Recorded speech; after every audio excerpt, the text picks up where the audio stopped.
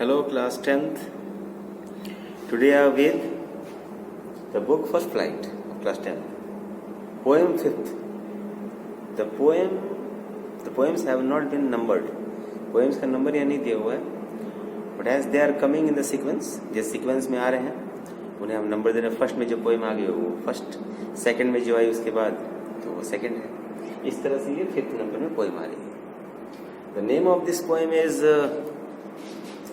The Ball Poem. The Ball Poem. The poet is John Berryman. There are some word meanings also important. We will discuss them when they will come in the poem then. So the Ball Poem. What is this poem about? Let's begin this. It's a very important poem, remember.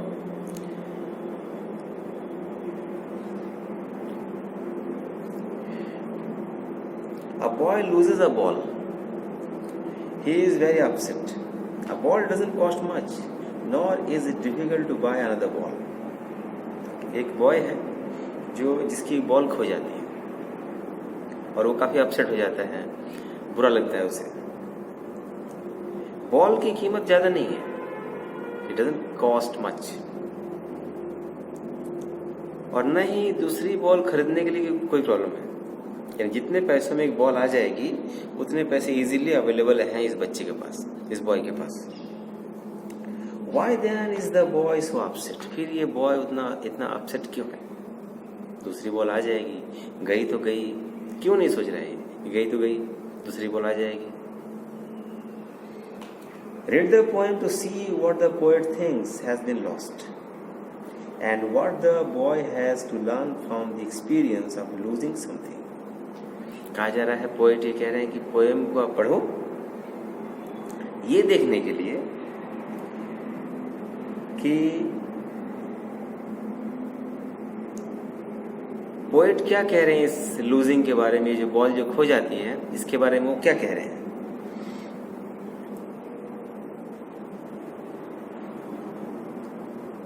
और वो कुछ इस poem के जरिए कुछ बताने की कोशिश कर रहे हैं, उस बॉय को कुछ सिखाने की कोशिश कर रहे हैं.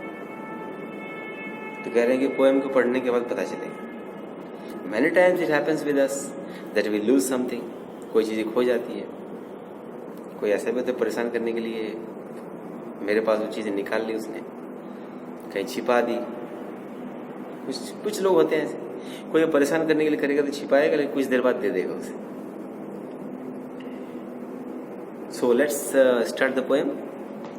What is the boy now who has lost his ball? What is he to do? I saw it go merrily bouncing down the street, and then merrily over. There it is in the water. Poet कह रहे हैं कि अब इस boy के पास कुछ नहीं है, क्योंकि इसके पास एक बॉल जो थी वो खो गई. कुछ नहीं है मतलब क्या, सिर्फ बॉल ही नहीं गई, बॉल के साथ साथ हैप्पीनेस भी चली गई, खुशी भी चली गई. और क्या आई? एंजाइटी, चिंता आ गई, फिक्र आ गई. अब ये बच्चा क्या करेगा? पोएट कह रहे हैं कि मैंने इस बॉल को जाते हुए देखा. जाते हुए मतलब कि वो बॉय जो है वो उसको बाउंस करते हुए लेके जा रहा था, खेलते हुए लेके जा रहा था वो बॉय, और पोएट ने उस टाइम देखा था. और वो बच्चा जो था, he was very happy with his ball. Ball के साथ that boy was very happy. लेकिन अब वो बॉल वाटर में चली गई. वाटर मतलब कोई गटर वगैरह है जहाँ बहुत ज्यादा पानी है, ऐसी कोई जगह जहाँ से बॉल को वापस लाना that is equal to impossible के करीब है. Now no use to say oh there are other balls. इस बच्चे से अगर ये कहा जाए, अरे चिंता करने की जरूरत नहीं है, डोंट वरी, बहुत सारी बॉल से लेकर के आ जाएंगे, कहना बेकार है. An ultimate shaking grief fixes the boy as he stands rigid, trembling, staring down all his young days into the harbor where his ball went. और बच्चा खड़े होकर के उस जगह की ओर देख रहा है जहाँ बॉल गई, यानी बॉल की ओर देख रहा है. He is helpless. He cannot bring his ball back from there. वहां से बॉल को वापस नहीं ला सकते बॉल को वापस। अब क्या है, that the boy is very tensed, वो काफी टेंस्ड है।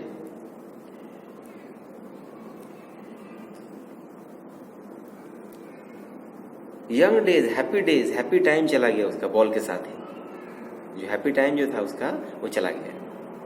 पहले हैप्पी था, वो हैप्पी टाइम था उसके साथ, लेकिन अब वो बॉल के साथ हैप्पीनेस चली गई। हार्बर मतलब वो जगह जहां बॉल है, उसे हार्बर बोला गया है। ऐसे harbour means where the ships stop, ships जहां रुकती है उस जगह को हार्बर बोलते हैं। Harbour means one thing more, that keep, don't harbour bad thoughts, means don't keep bad thoughts. ये भी हार्बर कीप के तौर पे भी यूज करते हैं। I would not intrude on him, a dime another ball is worthless। Poet कह रहे हैं कि ये कहना, उसको एश्योरेंस देना, अरे कोई बात नहीं, बॉल गई तो गई, इंट्रूड करना, दखल अंदाजी करना मेरे लिए, मुझे लगता है बेकार है ये, वो बच्चा समझेगा नहीं। पोइट ये सोच रहे हैं, वो कह रहे हैं ये डाइम, डाइम मतलब बहुत ही लिटिल अमाउंट की चीज है, वो बॉल आ जाएगी, बॉल के लिए तुम चिंता कर रहे हो। वर्थलेस, बेकार की चीज, मतलब ये पैसे जो है वर्थलेस है, कुछ अमाउंट नहीं है वो, जितने में बॉल आ जाएगी। Now he senses first responsibility in a world of possessions. अब पोइट क्या कह रहे हैं कि ये बच्चा जो है, जिस दुनिया में लोग पोजेशंस की फीलिंग रखते हैं, अधिकार, ये चेयर मेरी है, ये टेबल मेरी है, ये घर मेरा है, ये गाड़ी मेरी है, बाइक मेरी, स्कूटी मेरी है, ये कपड़े मेरे हैं, ये बुक मेरी है। पोजेशंस बहुत जगह आपको मिलेगा, घर में भी, ब्रदर सिस्टर भी, 2 ब्रदर्स भी, 2 सिस्टर्स भी आपस में ये कहती मेरी है, ये मैं तुम्हें नहीं दूंगी या नहीं दूंगा मैं। तो वो बच्चा जो है पोजेशंस की फील को वो सेंस कर पा रहा है, समझ पा रहा है कि चीज मेरी थी, वो चली गई। अच्छा, पोजेशंस जब आती है तो रिस्पॉन्सिबिलिटी का एहसास भी आना चाहिए। वैसे ही बच्चे को रिस्पॉन्सिबिलिटी का एहसास भी आया है। आप जब स्कूल आते हो तो बैग लेकर के आते हो, बुक्स लेकर के आते हो। जानने के टाइम शायद आप इंश्योर करते होगे कि वो सारी बुक्स है या नहीं, सारी नोटबुक्स है या नहीं है। और अगर आप चेक नहीं करते हो तो आप श्योर हो कि वो सारी चीजें मेरे पास है। ऐसे नहीं कि आप घर से लेकर के आए बुक्स नोटबुक्स आप फेंक दोगे या किसी को दे दोगे और आप वापस लेने के बारे में सोचोगे ही नहीं, ऐसा बिल्कुल नहीं होगा। जैसे पोजीशन आ गया, ये बैग मेरा है, बुक्स मेरी है, नोटबुक्स मेरी है, पेन मेरा है, ये तो वहां पे रिस्पॉन्सिबिलिटी भी आ गई। किसी चीज को अगर आप कहते हो कि मेरी है ये, तो रिस्पॉन्सिबल भी होना होगा आपको। तो उस बच्चे में अब रिस्पॉन्सिबिलिटी का एहसास आ गया, मतलब अब मैं इस तरह से चीजों को रखूंगा ताकि वो खोए नहीं। बॉल भी तो थोड़ा संभल के खेलूंगा, केयरफुली खेलूंगा, जैसे वो बॉल मेरे से दूर नहीं है। People will take balls will be lost always, little boy. Poet ये भी कह रहे हैं कि बहुत सारे लोग ऐसे होंगे कि इससे, यानी कि इस बॉय से बॉल्स छीन लेंगे। मतलब सिर्फ बच्चे के बारे में नहीं कहा जा रहा है और सिर्फ बॉल के बारे में नहीं बोला जा रहा है। आपके पास कोई अगर चीज है तो वो चीज कोई छीनने की कोशिश कर सकता है, छीन भी सकता है। आपके पास फिजिकल पावर के साथ साथ मेंटल पावर भी होना चाहिए। फिजिकल पावर और मेंटल पावर ही होना चाहिए। कई बार ऐसा होता है कि वी गेट कॉल्स, हमारे पास कुछ कॉल्स आते हैं, हाँ आपकी लॉटरी लगी है, आप जैकपॉट में इतने रुपए जीते हो, तो आप एक काम करो, आपके अकाउंट में जमा करा दिया जाएगा, आप अपना अकाउंट नंबर दे दो और आप क्रेडिट कार्ड जो है उसका क्रेडिट कार्ड का नंबर या डेबिट कार्ड का नंबर, CVV ये दो। कुछ लोग दे आर ट्रैप्ड, इस तरह के जाल में फंस जाते हैं, लेकिन जो अक्लमंद होते हैं वो नहीं फंसते। वो जानते हैं कि ये दे आर ट्राइंग टू बिफुल मी, मुझे बेवकूफ बनाने की कोशिश कर रहे हो। तो हम सभी को उसके लिए अलर्ट होना पड़ेगा। अगर आपके पास बहुत सारी चीजें हैं, पैसे हैं, घर है, बहुत अच्छी बात है, but you must have the ideas also, thought also, the brain also, so that you can keep those things in your possession, ताकि वो आपके अधिकार में रहे। किसी के बोलने पर मत दे दो ऐसे। कोई ऐसे बेवकूफ़ बना के नहीं ले जा सके आपसे। हाँ, आपने किसी की हेल्प करने के बारे में सोची, आपने दे दी कोई चीज़, ये ठीक है, यहाँ तक तो ठीक है, लेकिन कोई आपको बेवकूफ़ बना के लेके जा रहा है, ये नहीं होना चाहिए। तो पोएट ये कह रहे हैं कि बहुत सारे लोग मिलेंगे इस बच्चे को जो लोगों से चीज़ें छीनते चले जाएंगे, मतलब छीनेंगे वो। तो बॉय को और ये जो बॉय है, इसके जैसे और भी जो दूसरे हैं, उन सभी को अलर्ट रहना पड़ेगा। और बहुत बार ऐसा भी होगा, अगर कोई छीनने वाला नहीं है तो कोई चीज़ आपसे खो भी सकती है। कई बार आपने बिजनेस किया, कुछ किया, उसमें लॉस हो गया, तब क्या करना होगा ये मैं आपको बाद में बताऊंगा। आगे देखते हैं क्या है कि अगर कहीं पे कुछ लॉस हो जाए तो क्या करना है हमें। उसमें तो ब्रेन का काफ़ी इस्तेमाल किया था, लेकिन फ़ायदे के लिए किया था, लॉस हो गया, या फ़ायदा बेनिफिट जो होना था वो नहीं हो पाया। बेनिफिट जो होना था वो नहीं हो पाया।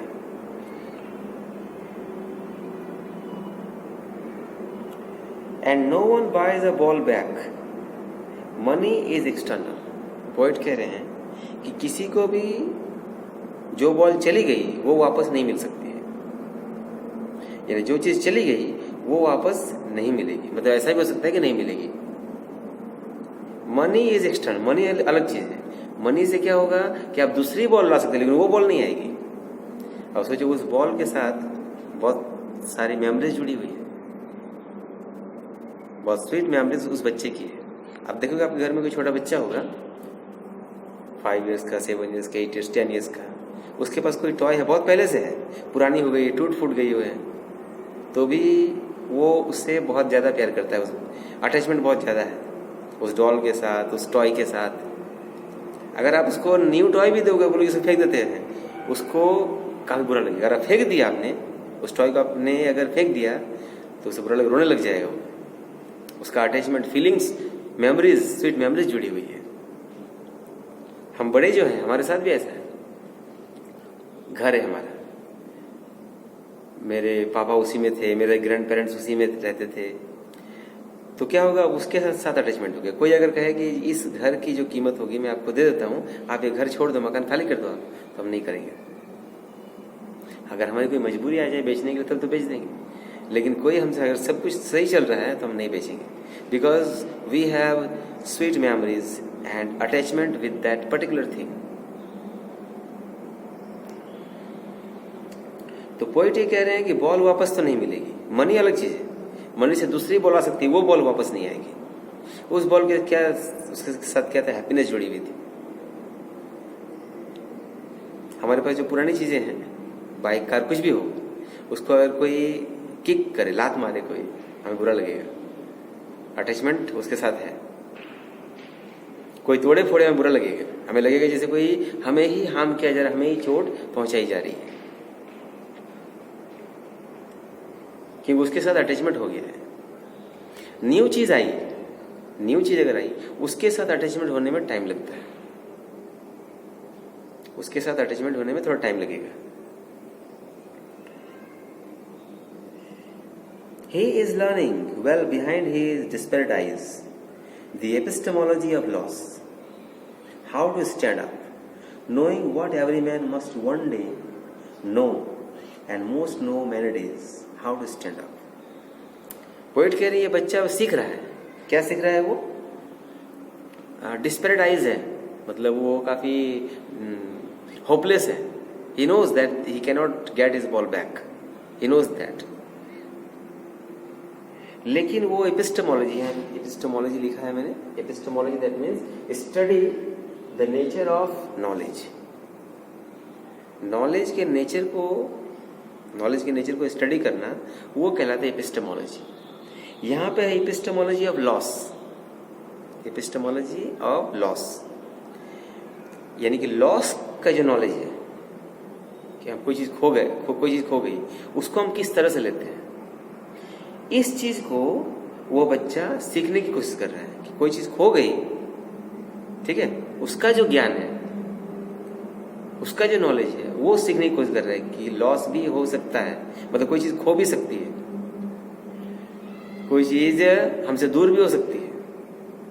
उसका जो नॉलेज है वो ये बच्चा समझने की कोशिश कर रहा है। हाउ टू स्टैंड अप, मतलब इसके बाद भी हम कैसे खड़े रहें, कैसे अपने आप को संभालें, वो ये समझने की कोशिश कर रहा है कि हर पर्सन को एक ना एक दिन ये समझना पड़ेगा एपिस्टेमोलॉजी ऑफ लॉस। हमें जितने लोग हैं हर कोई कुछ ना कुछ खोया है कभी ना कभी। तो कहा कि हर एक इंसान को ये टाइम, ये डे, ये मोमेंट ये आता है जब वो सीखता है लॉस के बारे में। ठीक है, कोई चीज़ खो गई उसके बारे में सीखता है कि वो चीज़ चली गई, आगे से अलर्ट रहना है, केयरफुल रहना है। और बहुत सारे ऐसे भी लोग हैं जो बहुत बार लॉस फेस करते हैं। हमारे साथ बहुत सारी चीज़ें रही, हमारे पास बहुत सारी चीज़ें रही हैं जो बहुत बार खोई हैं। अब क्या होता है, कोई चीज़ खो जाती है, चलो कोई बात नहीं, खोई तो खोई। ऐसा नहीं ढूंढने की कोशिश नहीं करते हैं, ढूंढने की कोशिश करते हैं, चाहे वो कम कीमत की चीज़ क्यों ना हो, but we must care for that. हमें सोचना होगा कि कोई शायद उसके लिए सपना देख रहा होगा। हमारे पास एक पुराना बैट है, टूट गया, खो गया, छोड़ो ना कोई पुराना बैट, लेकिन कोई उस पुराने बैट की वजह से वो खेल नहीं पा रहा, क्रिकेट खेल नहीं पा रहा है। हमारे पास बॉल है, खो गई, छोड़ो, जाने दो, गई तो गई, ढूंढने की भी कोशिश नहीं की। ऐसा तो कभी होगा नहीं, ढूंढने की कोशिश नहीं की, लेकिन अगर हम ऐसा करते हैं तो गलत है। We must try to find it out. तो बहुत सारे लोग क्या होता है कि बहुत बार लॉस होता है, बहुत सारी चीज़ें खोती है, लेकिन इन सब के बावजूद क्या होगा कि लॉस हो गया, कोई चीज़ खो गई, कोई चीज़ चोरी हो गई, उसके बाद भी कैसे स्टैंड अप हो, कैसे हम खड़े रहें, कैसे खुद को समझाएं। यह है कि we have to be contented, जो मैं थोड़ी देर पहले बताया आपको, इसका आंसर मैं बाद में दूंगा। कोई लॉस हो जाए तो हमें कंटेंटेड होना होगा, सेटिस्फाइड होना पड़ेगा। कोई बात नहीं, चीज़ गई तो गई, शायद मेरे नसीब में वो चीज़ नहीं थी। मैं आपको फिर से बता दे रहा हूँ, इसका ये मतलब नहीं कि उस चीज़ को ढूंढने की कोशिश नहीं करेंगे, ढूंढने की कोशिश करेंगे, वापस पाने की कोशिश करेंगे, लेकिन ये नहीं कि वो चीज़ खो गई तो बस लाइफ खत्म हो गई, वहीं पे रुक जाना है, आगे नहीं बढ़ना है।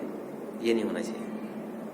घर में कई बार ऐसा होता है कि किसी की डेथ हो जाती है, बहुत रोते भी लगते हैं हम लोग, कोई डियर एंड नियर वन हो सकता है हमारा, ठीक है, ये बुरा लगा हमें, लेकिन we have to stand up after that. उसके बाद खुद को समझाना पड़ेगा, कोई बात नहीं, उनकी एज हो गई थी या इतनी सांसें लिखी थी उनकी लाइफ में, लाइफ स्पैन इतनी बड़ी थी उनकी। इन चीज़ों को हम लोगों को समझना पड़ेगा। कोई लॉस हो जाए, कभी लाइफ में कुछ बुरा हो जाए, तो हमें only this is the way to be happy, यही एक तरीका है हैप्पी होने का। लेकिन अगर आप सेटिस्फाइड नहीं होगे, कंटेंटेड नहीं होगे, संतुष्ट नहीं होगे, चलो गई तो गई, तो फिर आप उसी के सोच में लगे रहोगे, आप उसी के फिक्र में, उसी की चिंता में, लाइफ लॉन्ग, पूरा लाइफ आप उसी में काट दोगे। ये चाहे बॉल चली गई या कुछ रुपयों का लॉस हो गया, आपको कुछ पैसे चोरी हो गया, कोई चीज़ चोरी हो गई, उसी में लाइफ हम काट देंगे। ये एग्जाम में मार्क्स कम आ गए या किसी कोई कॉम्पिटिटिव एग्जाम हो उसमें फेल हो गए हम, तो क्या लाइफ खत्म थोड़ी हो जाएगी वहां पे।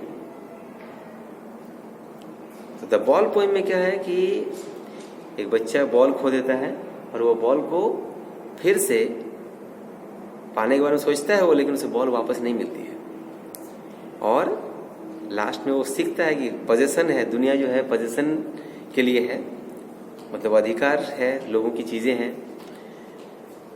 तो हम लोगों को ये कोशिश करनी होगी कि अब उन चीज़ों को भूला जाए। So that is all, the poem ended. Hope you understood and you learned a very important lesson through this poem. Thank you.